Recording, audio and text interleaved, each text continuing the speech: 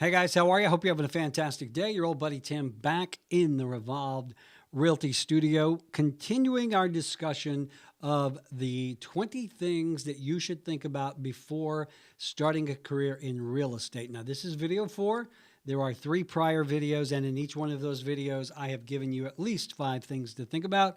And so this is going to be the final 5. You can go back and watch these videos, and hopefully they will give you some things to think about before diving into real estate because, real estate has one of, if not the highest attrition rates of any industry. Most realtors are gone within the first 18 to 24 months. And a lot of it, I think, has to do with the fact that folks going into real estate really don't realize what they're getting themselves into. And so that's the purpose of these. I am by no means a real estate oracle sitting on top of the hill. I'm just letting you know this is what I've seen in my time in real estate, the personality traits, the things you need to think about so you don't waste your time and you don't waste money going into an industry that's just not right for you. All right, so this is going to be number 16. Again, there are 3 videos with the first 15. And this is the one that a lot of folks don't realize how long it's going to take to get paid.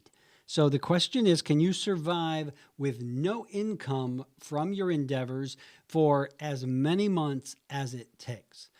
If you got your real estate license today and you got a deal today, it would probably be 6 to 8 weeks before that deal closed, and that's when you would get paid. So can you survive 6 to 8 weeks starting from today or whatever with no money?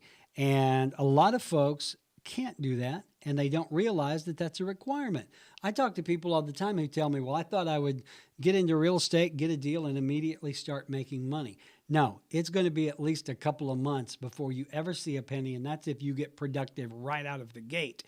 Another thing that a lot of realtors do is they roller coaster their income. They'll work to get deals, and then they'll ride those deals out through closing and then look around and realize they have no more deals in work and they have to start all over again.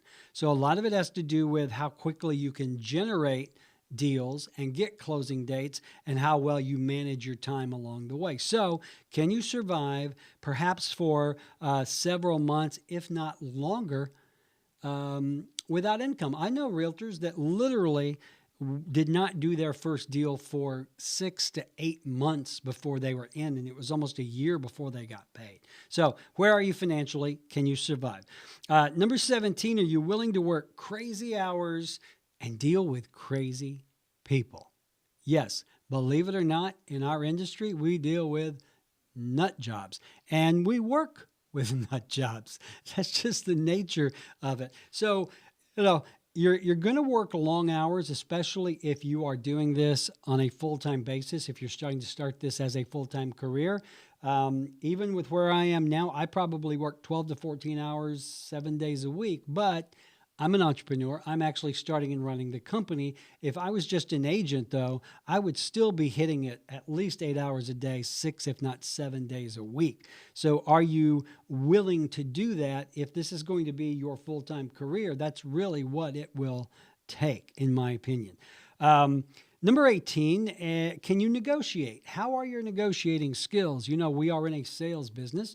There are people buying and selling, and as the agent, you're the negotiator. You're the one brokering the deal. So how are you at negotiating? And I got to tell you, negotiations can get ugly in this business. I mean, this is, my mother would go to yard sales and dicker over a quarter. Oh, you want a quarter? I'll give you a nickel. But it was all good natured. In real estate, negotiating is a really serious aspect of the business. And if you are not willing to go to bat for your client to get them the best deal possible, or if you are easily bullied, because I got to tell you, there are a lot of bullies in our business. I'm keeping a running list, trust me. So if you can't go head to head and negotiate on behalf of your client, probably not a business for you. There's also a lot of conflict in real estate. I mean, even on the best of days, there's going to be someone who's going to make you mad, and you've got to be able to deal with that. So, number 19, why should anyone work with you? And this is another one of those things I hear a lot. I know a lot of people. I'm very likable. I've got lots of friends and family. Well, that's great, but the majority of your business is going to come from people you don't know. People that you meet at an open house or people that you meet prospecting over the phone. I have done, I don't know, several dozen deals, and very few of those were with people that I actually knew. So you have to ask yourself, why would anyone choose you? We say it all the time. People do business with folks they like, know, and trust. Why should they like, know, and trust you over the other 3,000 agents in Madison County? And finally, this is a question, number 20 is a question that I always asked, excuse me, my entrepreneurial students when I was doing entrepreneurial training, folks wanting to start up a business. If you're wanting to become a real estate, it's very similar. So the question is, are you willing to work long hours for little or no pay for as long as it takes to succeed? And I know that question kind of encompasses several of the things we've talked about, but at the end of the day, the bottom line, that is the one question you need to address. Are you willing to work long hours, hard work, for little or no pay, for as long as it takes to succeed? If you are, well, then by all means, you might be cut out for it. So there you go. Those are the 20 things you should think about before you start your real estate career.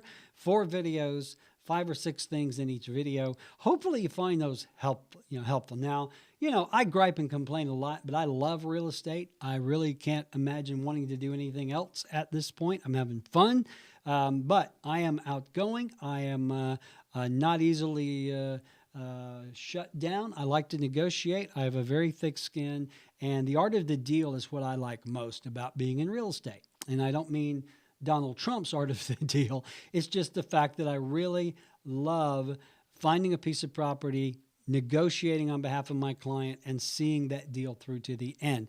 But you may be different from me. So anyway, hey, if you are thinking about going into the business and you would like to sit down and have a very honest conversation with someone who's been there, done that, and will recommend what his expert opinion says to do, or if you're already in the business and you're looking to join one of the fastest growing real estate companies in town, that's us here at revolved.com. We have a very different way of doing things, but we have attracted 20 plus agents in the last few months, and we just continue to grow because we take care of our clients first, we take care of our agents second, and then we take care of the company. So that's going to do it. Hey, good luck to you no matter what you decide to do. And if you do want to talk about real estate in any way, give me a call, 679-0704, or you can email me, tim@revolved.com. All right, that's it. Get out of here. Have a great day, and I'll talk to you soon.